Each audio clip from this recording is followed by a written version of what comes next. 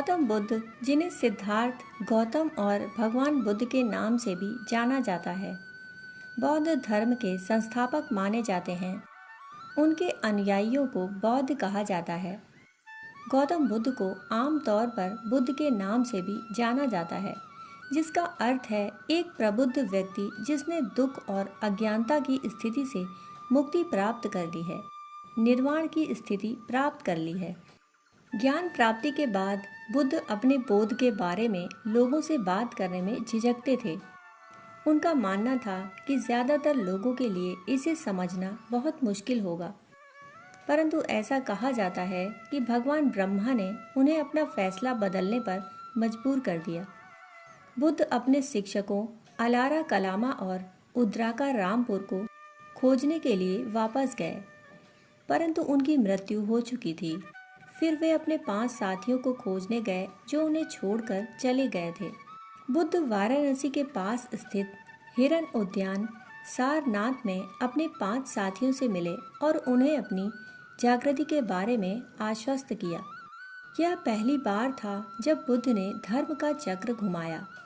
5 साथी पहले संघ बन गए, पुरुषों का एक समुदाय जो बुद्ध की शिक्षाओं का पालन करता था। वे पूर्वोत्तर भारत में छोटे छोटे समूहों में यात्रा करते, धर्म की व्याख्याएं करते और अपने भोजन के लिए भिक्षा मांगते हुए ध्यान का अभ्यास करते। भगवान बुद्ध भ्रमण करते हुए जगह जगह उपदेश दिया करते। उनके उपदेशों को सुनकर लोग बहुत प्रभावित होते।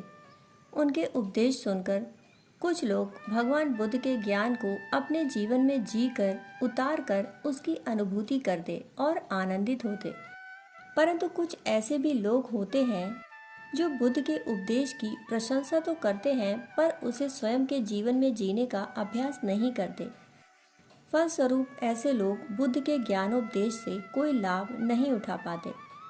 संयोग से बौद्ध भिक्षुओं में भी बहुत से ऐसे थे जो बुद्ध के आसपास होते हुए भी उनके उपदेशों को सुनकर भी उनके वास्तविक लाभ से वंचित ही रहते।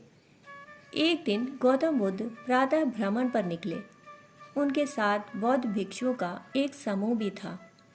बुद्ध उन्हें एक वृक्ष के नीचे बैठकर प्रतीक्षा करने को कहकर वहां से कुछ कदम आगे एक नदी में स्नान करने चल दिए। स्नान के पश्चात वे नदी किनारे कुछ देर शांत चित्त ध्यान मुद्रा में बैठे रहे। उधर वृक्ष के नीचे बैठे भिक्षु आपस में बातें करते हुए एक दूसरे से प्रश्न करने लगे। एक भिक्षु ने पूछा, इस संसार में सबसे बड़ा सुख क्या है?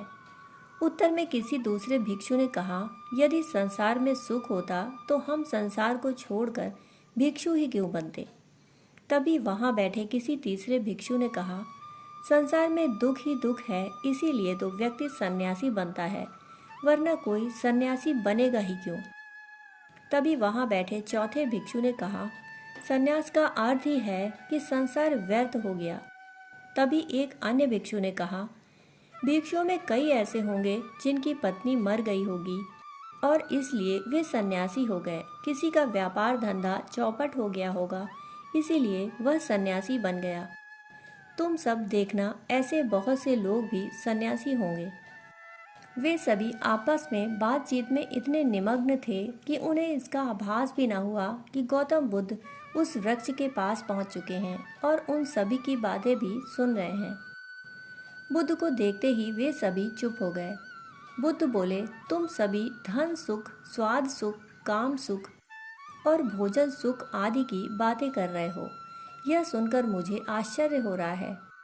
अगर इन सब में सुख है तो तुम यहाँ क्यों आए हो? संसार में दुख है, यह भी सत्य है, पर सुखी वे ही हैं जिनके पास बोध है, ज्ञान है।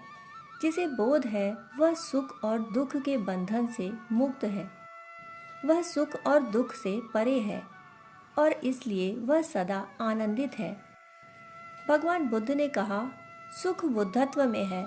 तुम्हारे भीतर बुद्ध का जन्म हो जाए तो सुख है।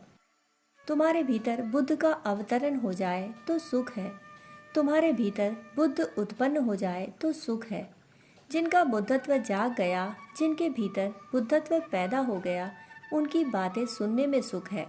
उनके पास उठो बैठो जिनके भीतर समाधि घटी है। जिनके भीतर यह क्रांति घटी है, जिनके भीतर यह सूरज निकला है, जिनके भीतर प्रभात हुआ है, जहाँ सूर्योदय हुआ है, वहाँ बैठो, उनके पास बैठो। मगर ध्यान रखना, उनके पास बैठना मात्र नहीं, वरन वह तुम्हें भी करना है।